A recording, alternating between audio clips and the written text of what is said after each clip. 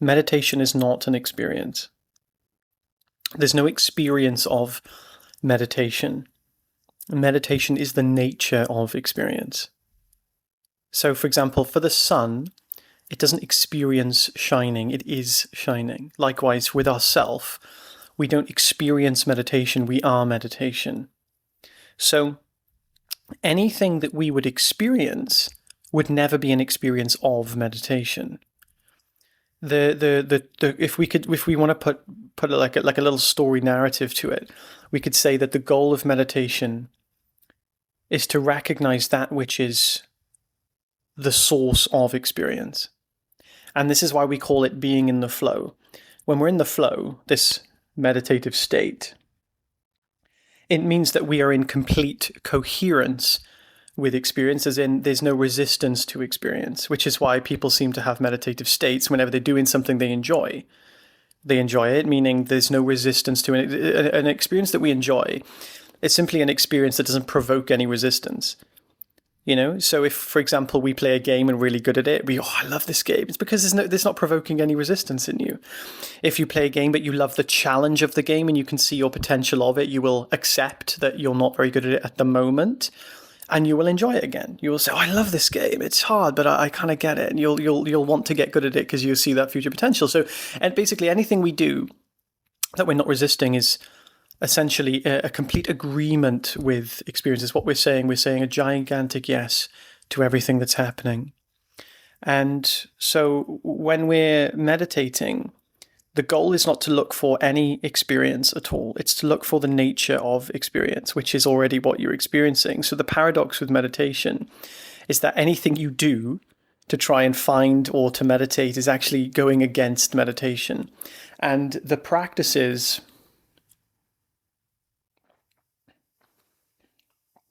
that we all know, where we spend the best part of our lives repeating a mantra, focusing on the breath and sitting down for 20 minutes twice a day, those practices are actually there to exhaust the seeker.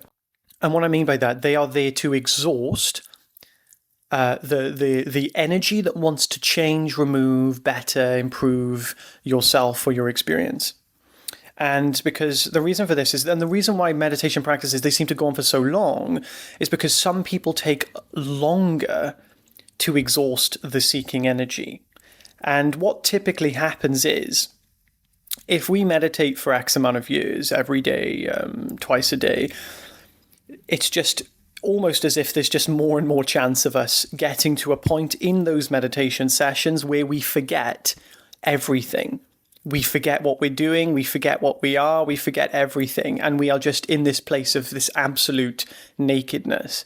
Now, the problem with meditation practices is typically we don't even notice that's happening. So it's kind of like the typical meditation practices, they're like looking into an open, empty sky. And we don't realize the goal is the sky. But because we're so used to being fixated on objects, we look into the sky for an experience, for an object. So we'll see, is that a cloud? No, it's just a cloud. Oh, is this? No, it's just a cloud.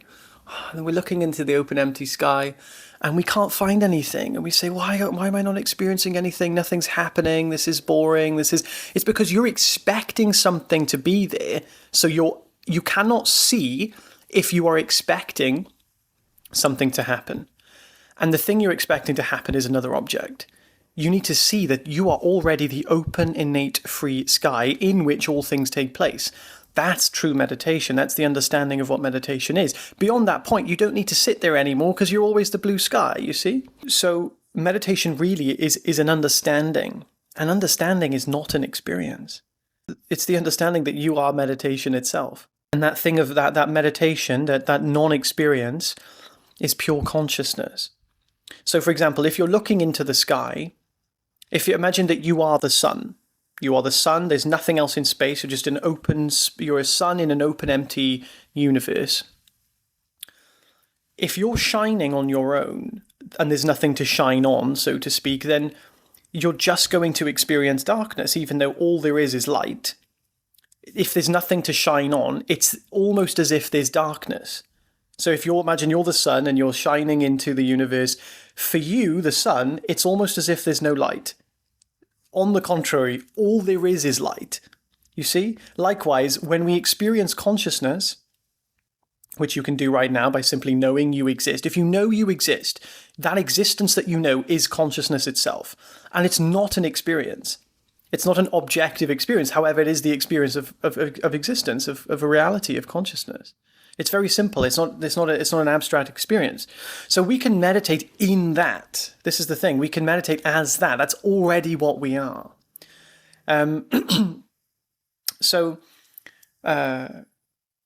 So you're the sun shining into this vast void, and it's almost as if there's darkness. But there's no darkness at all. It's just that there's no object there to shine on. Now, in our experience, there is no objects consciousness shines on. It's not that there's a world and then consciousness shines onto the world like shining a torch onto an unlit reality. The reality is lit up by consciousness, created by consciousness, and is made of consciousness. Consciousness isn't just an aware aspect, it's an energy that is the source of all things. It's the chicken and the egg. It's the thing that is the source of all of creation, the appearance of all creation, because all creation is an appearance or a limited, finite, temporary localization and form of consciousness. So that's meditation. We can live in that place. We don't have to. It's not an. Do you see now how it's not necessarily an experience? It's simply the recognition of what experience is. And when you see experience for what it is, how can you not be meditation? That's the essence of it. So just like when we understand a math equation, or just like when we understand English, we don't need to go back to the knowledge anymore. It's embodied. So if you embody the understanding of meditation, you don't, to say that when I say you don't need to meditate, you never needed to meditate. The only thing you were doing by your meditation practice was exhausting the fact that you think you're meditating so much that you actually meditated to the point. You see, you actually, in the sense, meditated. You just forgot that you were seeking. And in that moment, you were left with this absolute zero intentional, I'm not trying to meditate, I'm not trying to do anything else, I'm just simply being. So it's a long progressive path to being, to just simply being without intention, because so many people, they're so accustomed to wanting to do things that they don't know how to do nothing. I have more on this. We don't need to do decades of meditation. It definitely wasn't decades of meditation for me, although I did meditate every day for 5 years. That's not something that I would equate to this experience that I'm having right now that I share all over my YouTube channel. Although it definitely did help. I share a very different path. The path is in my community. It's all for free. I do meditations every single week, guided explorations, where you can actually learn this approach. You can learn unconditional peace and happiness. So links in the description if you want to join that. Feel free to check it out. I'd look forward to seeing you there. Take care, guys. Bye.